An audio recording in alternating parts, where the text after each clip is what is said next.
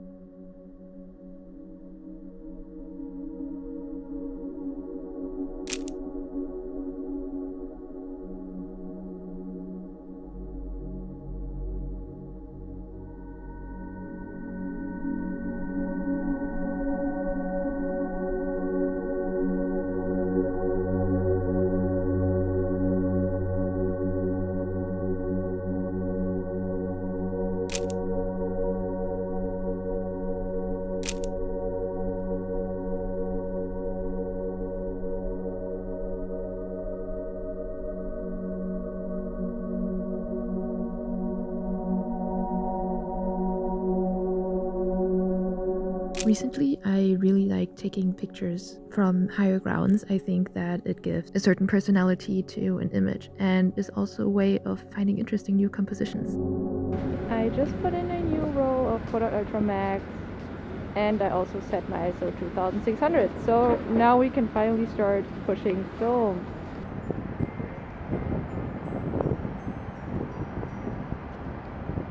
I am actually trying to light meter again, and it told me like 1/10 of a second, but I'm gonna do it at 1/4 because I want to overexpose this a little bit because of reciprocity failure. I actually decided to make 2 exposures of this one. I made one with 1/8 of a second, which is the closest that I come to 10 with my camera setting, and the other one I did with 4 because we're experimenting. So we're gonna see how these turn out, but I probably think that the 1/4 of a second turns out better. I think that this exposure actually would have turned out pretty good, but it was the beginning of the roll, so half of the picture is actually like extremely overexposed and the other one is correctly exposed. This is the second picture that I took, and here I think you can pretty much clearly see the difference between a fourth of a second and eighth of a second. In the right one, there is clearly all shadow detail just completely lost. The highlights look great though, but if the shadows would have been like the one on the left, it would have turned out better, but it's still a nice picture.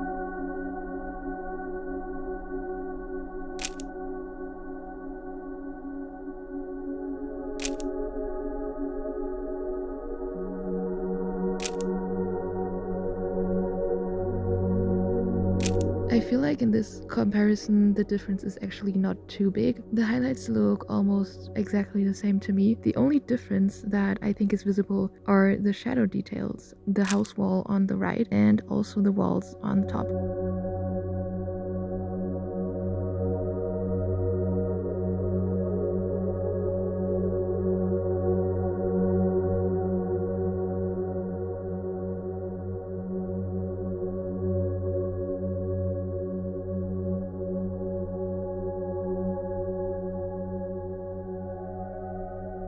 Here is another photo that I actually took at the exact same shutter speed as the comparison before. And here you can also see that the one with a slower shutter speed actually turned out to be a little better and has more shadow detail preserved, but the highlights kind of remain the same. My conclusion from this is basically that overexposing is still always better than underexposing. Because even though I personally like my photos to be more contrasty, I do want to preserve some shadow detail at least. This is actually a comparison with a little wider difference between the shutter speeds. So on the left we have 1/8 of a second and on the right we have 1/30th of a second. The one on the right is obviously kind of blurry, but I still think that we can clearly see the difference between these two. And I also really like the contrast between the two shops, with one of them being really orange yellow and the other one on the right hand side, which is actually not that visible, but it still creates a contrast between these two colors in the image. Okay, so we are now done in Chinatown, and I did experiment a little bit with, I often did 2 exposures because I just wanted to see the last time the ones where I made longer exposures actually turned out better. So we're gonna see when I get them back from the lab, how the colors and the lighting, the exposure actually turn out. But we're gonna take the train now, a quick train ride to our next stop for tonight.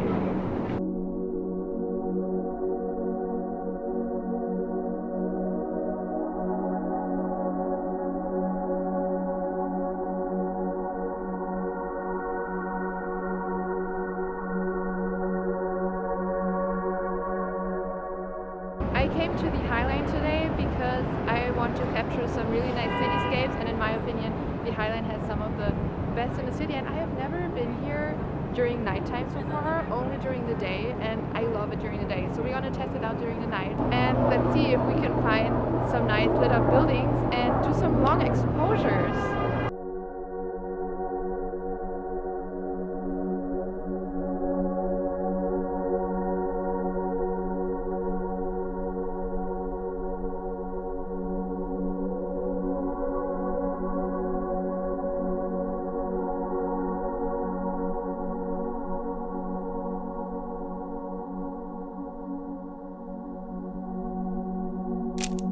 Here, once again, I think that the 1 second image pretty much preserved more shadow detail once again, but I think that the highlights are too blown out for my taste.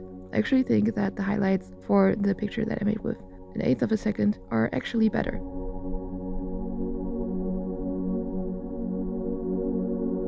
Okay, so here I didn't really know which shutter speed to choose. The thing is that so far I've been mainly doing an aperture of 3.5, which is the lowest my camera can go to make it easier for it, right?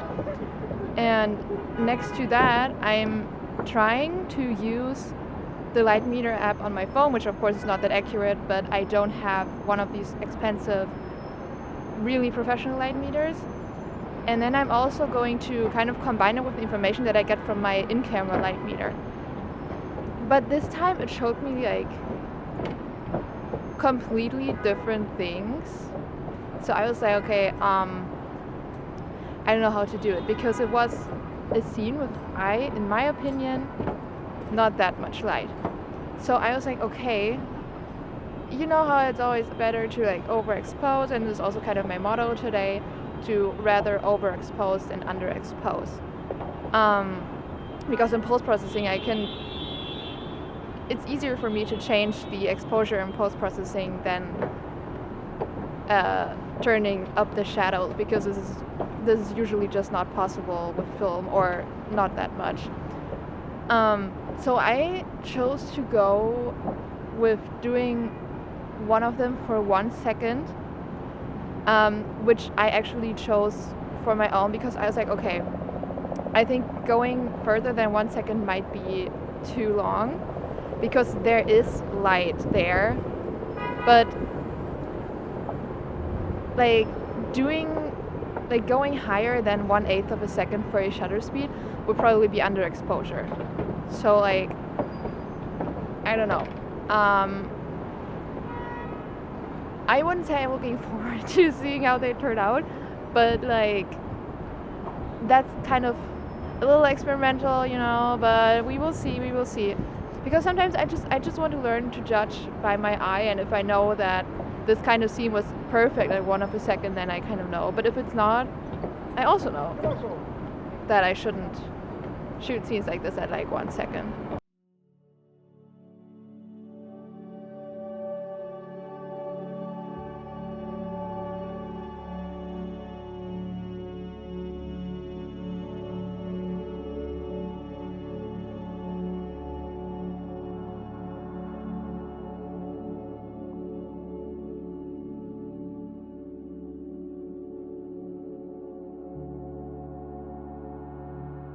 I accidentally stumbled across this really holiday feeling kind of place.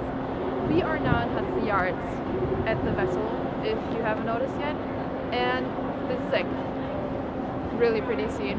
Not for me to photograph, not my style, but it's so pretty. It's so pretty. We're getting into the festive spirit. Anyhow, as we are approaching the more busy areas around Midtown, especially Times Square, I'm gonna put my tripod away because I don't want to set up my tripod in these busy kind of spaces. And I decided, because in Times Square there's a lot of lights, so my camera will probably be able to handle it.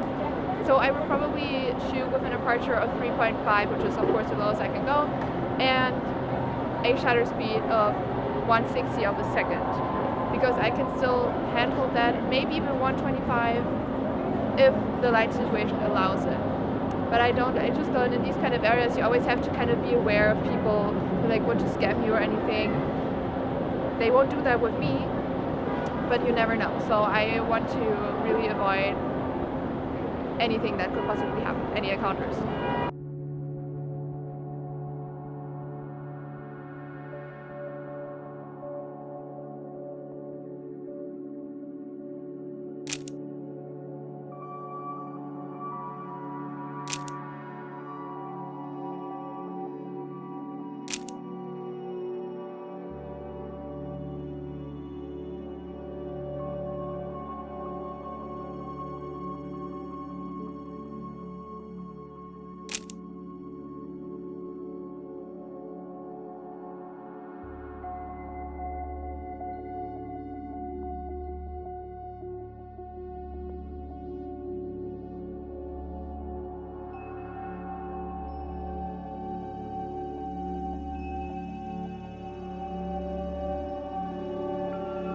As you might have noticed, a lot of my images actually turned out with really dark shadows and really high contrast. I actually edited all of them because otherwise the shadows would have been really blown out.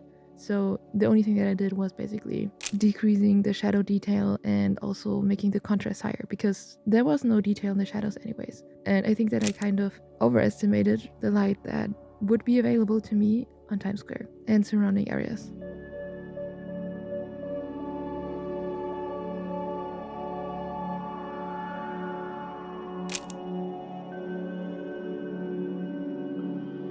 This is where we currently are. I've actually been here before. There's actually a picture of this really far down on my Instagram feed and also on my website. It did look a little bit different back then, but we are here again.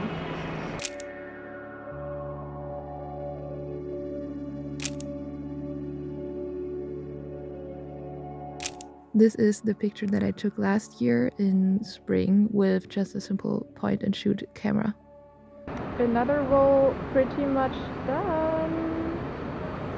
I just changed to a new roll, which we're also going to push. Of course, even though I'm not sure if I will finish this one today, but it doesn't matter because you can also shoot push film during the daylight. But we're gonna continue through Times Square now, and then I really wanted to walk up Broadway. Gonna see what's going up there, but the light situation is definitely much easier to handle for my camera and I think also for the film than it was on the High Line.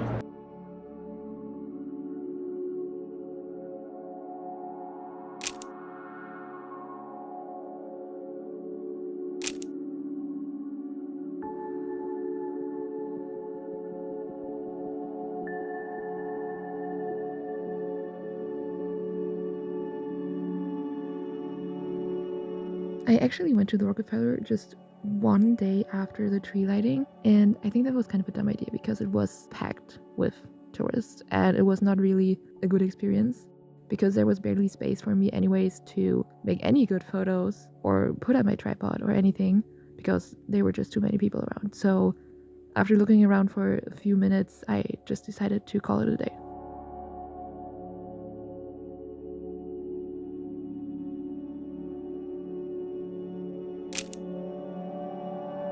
And with that, we will end the 4th episode of Frame by Frame Photo Walk. Let me know what you think of pushing film stocks like Ultramax and are the outcomes how you expected them to look like. I definitely expected them to come out better in a way, but this is all part of the learning experience and partially, I guess, my fault. If you want to check out more of my photography, I linked my website and Instagram in the description and you can go there and check them out if you'd like. Enjoy the last frames and I will hopefully see you on our next vlog. Bye!